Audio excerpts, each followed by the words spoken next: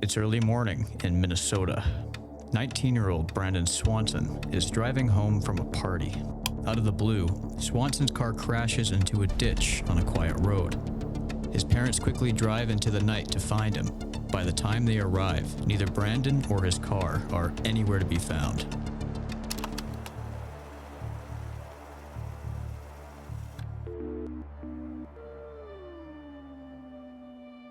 May 13th was an exciting day for Brandon Swanson.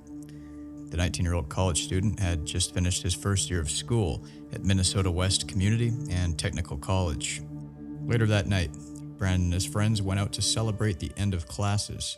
Their first stop of the night was a house party in the nearby town of Lind, a small town 7 miles southwest of his home in Marshall. Swanson spent some time at the party, talking with friends, enjoying the occasion, and reportedly having a shot of whiskey.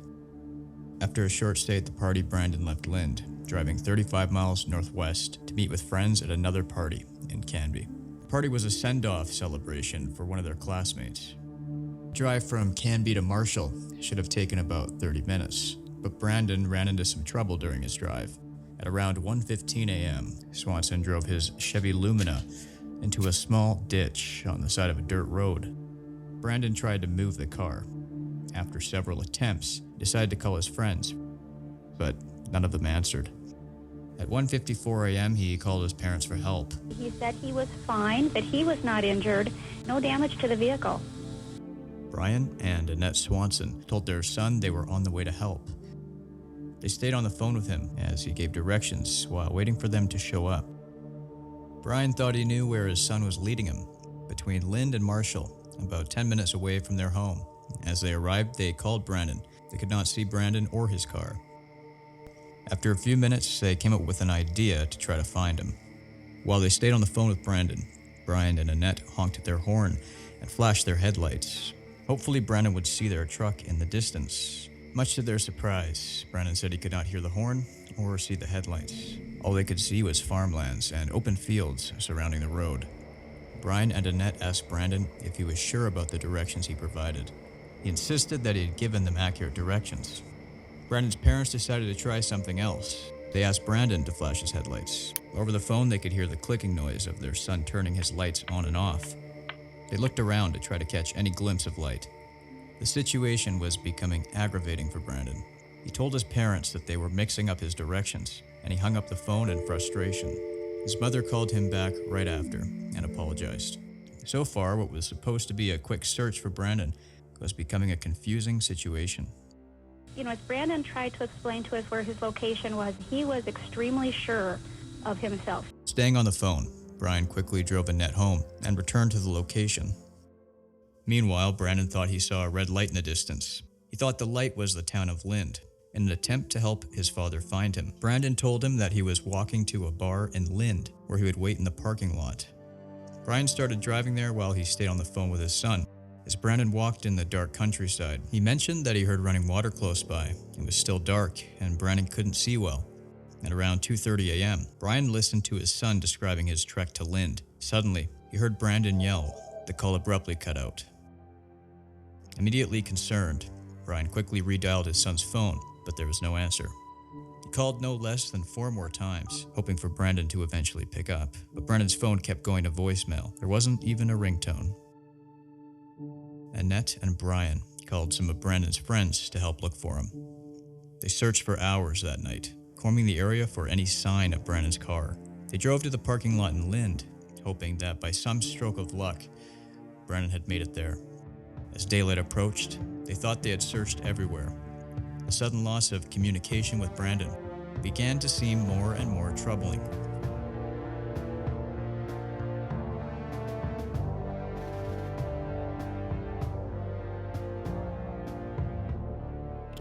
It makes sense for the police to quickly act, to respond promptly to a sudden and concerning disappearance.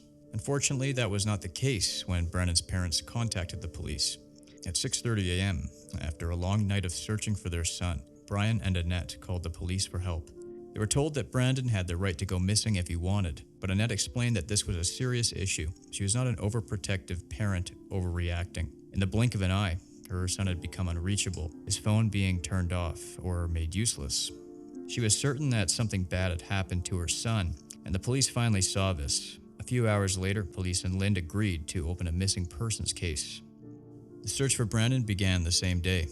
Police conducted a short search around Lind, working their way out of the town by searching nearby roads. They didn't think it would take long to at least find his car. It was starting to look like they were in the wrong place. As it turns out, they were.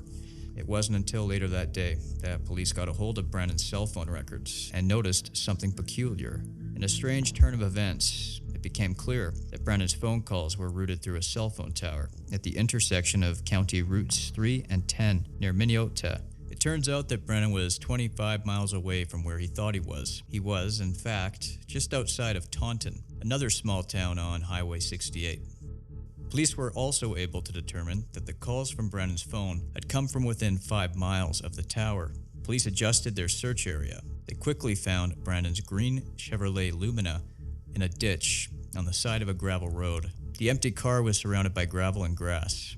There were no footprints left behind to help point investigators in the right direction. A short search of the inside of the car revealed that there was nothing that suggested Brandon was injured that night.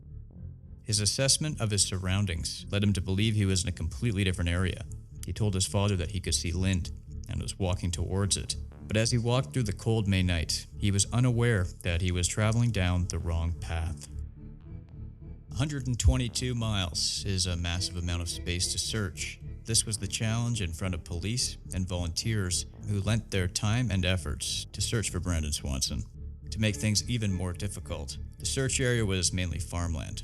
This means that searchers had to work around harvest schedules. Investigators had found the first important piece of evidence, Brandon's car. The car had gotten hung up on top of an incline at the edge of a dirt road.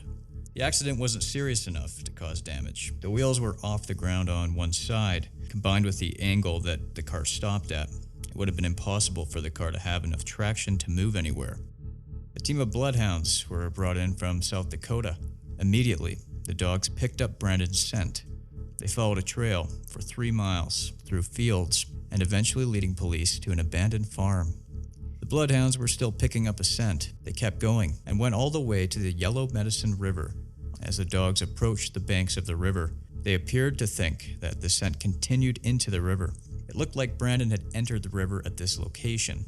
The dogs followed the scent into the river and continued up the other side to another gravel road, continuing north towards the Yellow Medicine County line and losing the scent.